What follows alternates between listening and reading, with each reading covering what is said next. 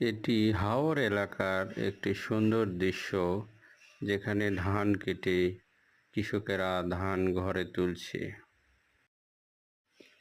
বৃষ্টি আসার পূর্ব মুহূর্তে সকলেই মিলেমিশে কাজ করে তাদের ধান দ্রুত বাড়িতে তুলে নেওয়ার চেষ্টা করছে।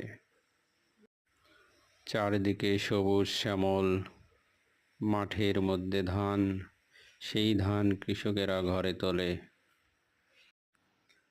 এ যেন কৃষকের মনে নতুন আনন্দ। এই সুন্দর দৃশ্যটি ধারণ করা হয়েছে একটি হাওর এলাকায়।